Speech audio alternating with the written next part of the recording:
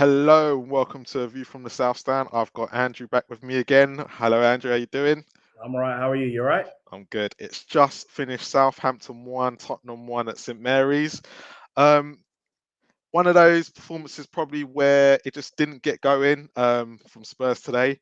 Um, let's talk about the two changes. Winks and Ali coming in today. What did you make of the whole setup against Southampton today? I understand why he done it, Yeah. but it didn't work. I understand he wanted fresh legs. I know, the boys have played a lot of games in quick succession, but I'm not being funny. But the team that we played the other day was perfect. You know, we were running the ball quickly through the midfield. I understand why he done it, but he should have also changed it. I would have brought on Skippy early. I mean, he didn't bring Okay. him on Yeah. full, but because with Skippy in that midfield, we have a lot more urgency. Whereas when we have Højbjerg and Dele, there's no urgency at all. So it just didn't work. And I was very surprised he didn't bring on Skip, unless Skip's telling him maybe he's not feeling that great, or I don't know. But for me, I think he should have changed the midfield at half time. They were there for the taking. Do you know what I mean? So every single time Højbjerg gets the ball and Dele, they're too slow. They're not good enough. You know, Højbjerg has played a lot of games, so I understand why he's kind of like, a little bit lethargic, but with Dele, he's just not good enough. That's just the facts of it. And going into the sending off, once the sending off had happened, were you quite surprised that Lucas probably wasn't introduced straight away? Considering he man and match performance the other day.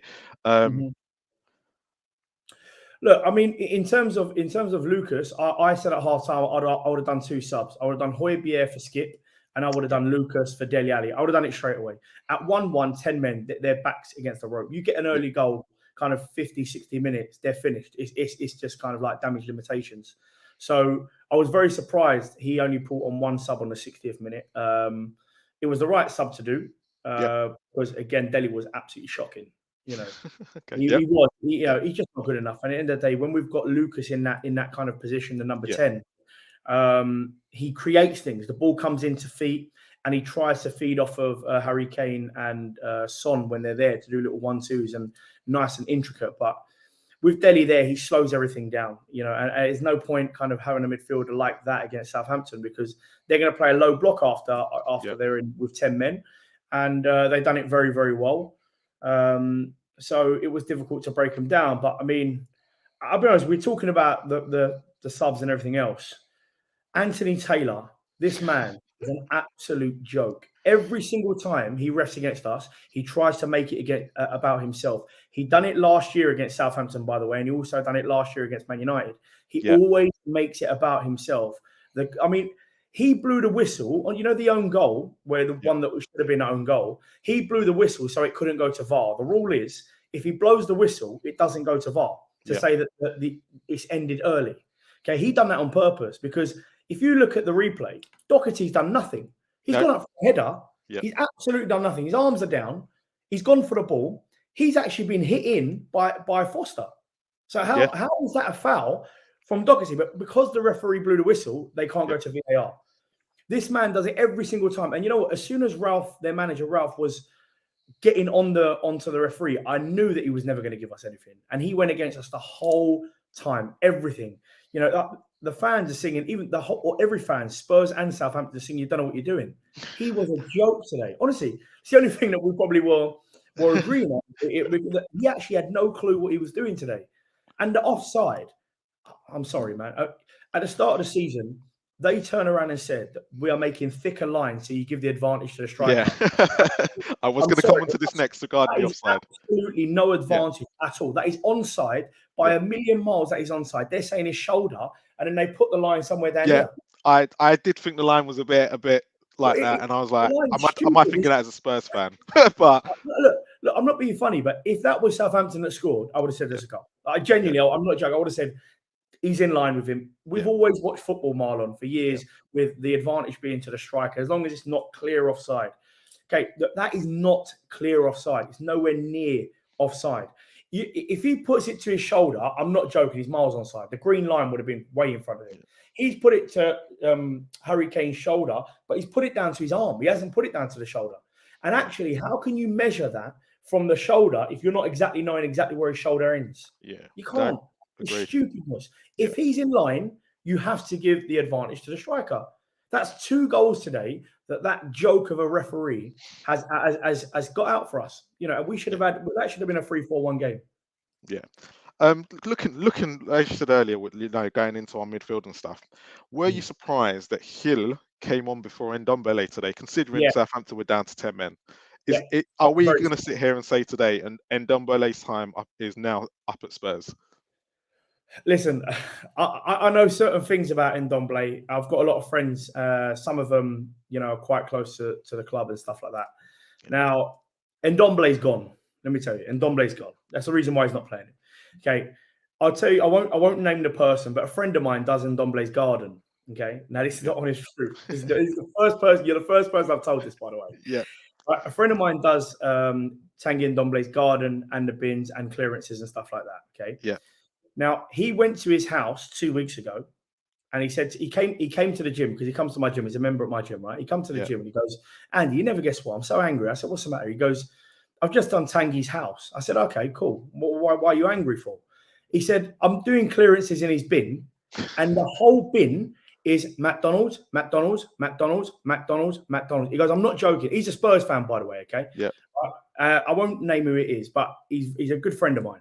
He said to me, "This man is literally his whole bin is full of takeaways. It's full of takeaways." And he goes, "As a Spurs fan," he said, I'm angry because he's got so much talent. Yeah. And every single time, you know, Conte talks about his work rate and everything else, it's because he's eating all that crap. And you could tell that he's too heavy. Yeah. Do you know what I mean? So Conte's not going to have any of that, Marlon. He doesn't have any of that. No, so if I'm being honest with you, the fact that he didn't even bring him on today, and he hasn't really brought him on at all in his reign, he's gone. He's 100% he's not going to withstand that. You know, he's done it with Lukaku in a way, you know, with the weight thing. You've got to weigh yourself every week. You've got to be skinny. You've got to be able to run. Unfortunately, he's not a Conte player, even though he's got a mass amount of talent. He's not a Conte player. So I believe he'll be gone in January. Yeah. I believe he'll be the one that we try and get the funds for to get new players in. Yeah, I said it in the summer, didn't I? I said that he's lucky to be at Tottenham in the summer because I think if we would have got Antonio Conte there and then in the summer, I think that Tanguy Ndombele would have been finished already. I really do. Cool, nice revelation there. Just going back to the Ndombele situation. Just quickly going back to it, I just wanted to quickly. Do you think some of that's down to where he's in a new country?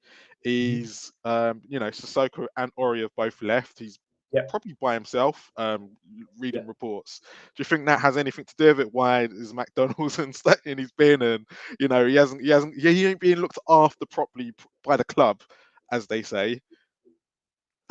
Just so he can settle into the country, because this with Ndombele, he's not the first. Do we have to look at that aspect of looking after our overseas players? Yeah. Look, if I'm being honest with you, there's no excuse in this position. This man is getting paid over £100,000 a week, and it ain't about the money. But the point I'm making is he is one of Spurs' best players. He gets paid a lot of money to be a professional, and he's not being professional. Okay, and no matter what we say, I mean, I'm a personal trainer, right? Yep. Even when you know, we eat some shit, we were like, "Oh, I probably shouldn't have eaten that." Do you know what I mean? You've got to have a sense of professionalism, and at the end of the day, someone like Tanguy Ndombele, who's an unbelievably talented player, he should be doing everything he can to break into his Tottenham team. We bought him for 54 million. He hasn't been a starter. He should. Everybody's been telling him, by the way, the last 3 managers have told him he's overweight. Yes. Surely, if you are being counted as one of your main players for Tottenham Hotspur, and you know that you're too heavy to be on a football field, okay, it's not like looking good in the gym or anything else. If your fitness is not there, which is not, you should be nowhere near the takeaways and the McDonald's and the Papa John's is what my mate saw. Like, you should be nowhere near it. No, totally. You know what I'm trying to say? And if we're talking about someone who has come to a new country and it's a new language, I get it. But you're making it worse for yourself by not progressing and being in the team. Yeah. So actually, you're only putting yourself at a disadvantage if you're not a starter for the team. Yeah. Look, if you're Lionel Messi and Ronaldo, you probably can afford to have a pizza or two, but you're not. You can't even get a Tottenham team. Yeah, no. Do you know what I'm saying? So for me, there's no excuse. It comes down to professionalism. I think Antonio Conte said that in the interview when he said it quite outlandishly about Ndombele. He said he can't work at the moment. He's not good enough to be in the starting lineup. He can't work for 90 minutes. He'll do 45, and by 35, he's blowing his arse off. So, do you know what I'm trying to say? It's a little bit like, just be professional, do what the managers ask you to do. And I say managers because, all three of them have said it. Jose Mourinho said it. Nuno has also said it. And now Conte's saying it. So it can't be every single manager. It has to be the player. And remember one thing, it's only going to come from the player. Yeah. Do you know what I'm saying? If he wants to do it, he can do it. Ronaldo turned around and says, I don't eat chips. I don't eat this, because a footballer's life is a very, very short span. So we have to make the best of what we can in that time. So for Tanguy Ndombele, I mean, how old is Tanguy now? I mean, he's not got, let's say, 15 years in him. No. You know what I'm trying to say. So like, he's got maybe 6-7 years, like at maximum as a midfielder. So if his goal is just to take the money and do what he's doing, then no problem. But for me, it's just very unprofessional from someone like Ndombele. Yeah. And just wanted to question something, see if you agreed with me or not. Son's performances in the last couple of games, and even today, poor. How do you think they've been? Poor. I just said that to my brother-in-law. He hasn't been the same. He looks slow on the ball. Yeah. Every single time he takes too much time when he gets the ball, where it's very unlike Son, because Son's such a great player. And usually when Son gets the ball, I remember last year people were saying Son's better because he gets the ball and he goes. Yeah. When we're talking about the Kane Son thing, right? Now, when I look at Son now, he's so slow. He takes 3 touches. When have you ever seen Son take 3 touches? He gets the ball. It should be at your feet, like, for example, what Lucas does, and goes. Now, honestly, Son, I don't know if he's maybe feeling the effects of the COVID situation. I don't know, but he looks poor. He might need a rest. The problem is we can't probably give him a rest because he ain't got another striker. So it's a shame, but yes, I agree with you. He does. Yeah, I'm probably more surprised today, considering the game Lucas had, that he probably didn't go, let me rest Son today, and considering Kane came off and gone with the Lucas and Kane, and see how that went. But again, Son played again, and I just thought every time he got the ball, he's not been the same player. And it's not just in this game. Switch.